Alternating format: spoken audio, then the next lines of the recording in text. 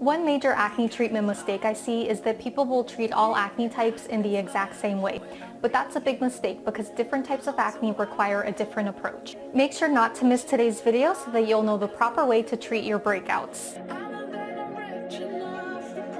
Hey lovely, I'm Carmen, founder of Luminosity Acne Skincare, and before we get into today's video, I just wanted to quickly bring your attention down to the links below.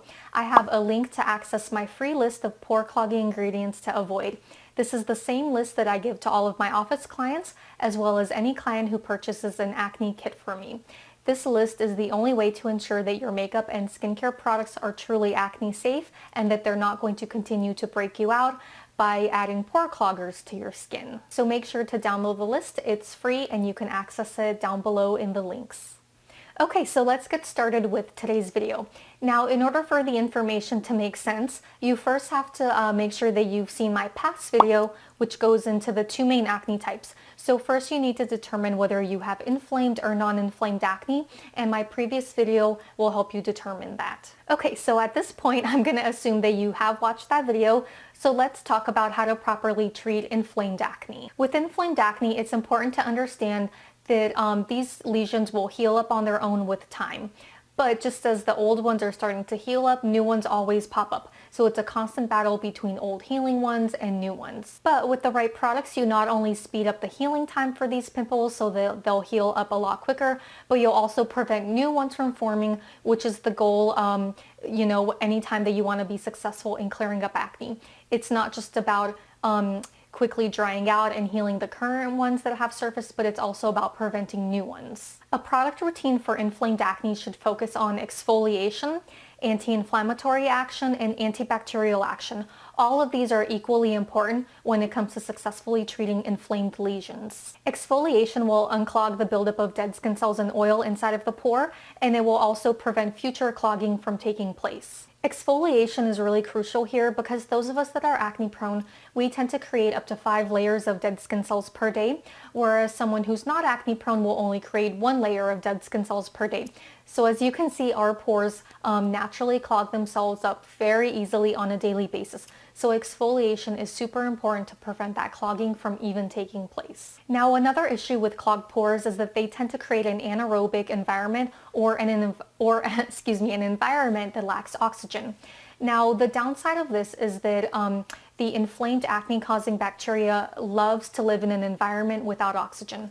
So because the pores naturally clog themselves up daily, that means that the bacteria dwells underneath that clogging and it just continues to thrive because there's no oxygen there to kill it. And as mentioned, the best way to prevent this clog from taking place is by keeping your skin exfoliated.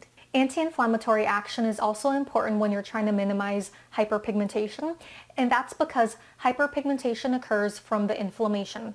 So if you're preventing your pimples from getting too large or too inflamed, that means that the subsequent hyperpigmentation that you get is going to be a lot lighter and a lot easier to clear up. Antibacterial action helps to keep the bacteria that's responsible for inflammation in check. And as mentioned, this also goes hand in hand with exfoliation because exfoliation also helps to prevent that clog, which creates the best environment for the bacteria to thrive in. So those are the 3 main needs for inflamed acne. You need exfoliation, anti-inflammatory action, and antibacterial action. At Luminosity Acne Skincare, we have products that tackle all 3 of those components. So not only do our products help to speed up the healing of acne, but more importantly, it helps to prevent new acne lesions from forming. Some of my favorite go-to ingredients for inflamed acne are Mandelic Acid, Lactic Acid, Benzoyl Peroxide, and extracts like green tea and chamomile. Now, if you're new to Luminosity products, I first recommend trying our Breakup with Cystic Breakouts Kit rather than just purchasing individual products, because the kit is going to come with all of the products that you need, as well as a 70-page manual that will guide and support you in how to use the products, as well as in lifestyle issues like diet and stress that also go hand in hand with acne. Now, when it comes to selecting acne products, one big mistake that I see a lot of people making is by selecting scrubs. The downside of using scrubs with inflamed acne is that they're very abrasive, and the friction that they create will actually only create more inflammation. More inflammation also means more hyperpigmentation, so that's really the last thing that you want. So not only should you stay away from cleansers that have scrubs or beads in them, but you should also stay away from anything that creates friction on your skin, such as makeup remover wipes, rotary brushes, or washcloths. Fighting the urge to scrub away inflamed acne is going to be really hard at first, but trust me, it's in your skin's best interest. Rather than relying on a scrub or a friction-based method to exfoliate your pores, instead it's much better for your skin if you exfoliated with acids like Mandelic acid or lactic acid. If you wish to take things a step further, what I recommend is to combine your at-home acne products with a series of chemical peels done by an esthetician. Chemical peels are best suited for the needs of inflamed acne because they help to exfoliate the pores without that friction caused by things like microdermabrasion or scrubs. But then chemical peels also help with hyperpigmentation, which is also a common symptom of inflamed acne. So at our office, we have chemical peels that use ingredients that tackle both inflamed acne and hyperpigmentation at the exact same time so that both issues can be resolved together.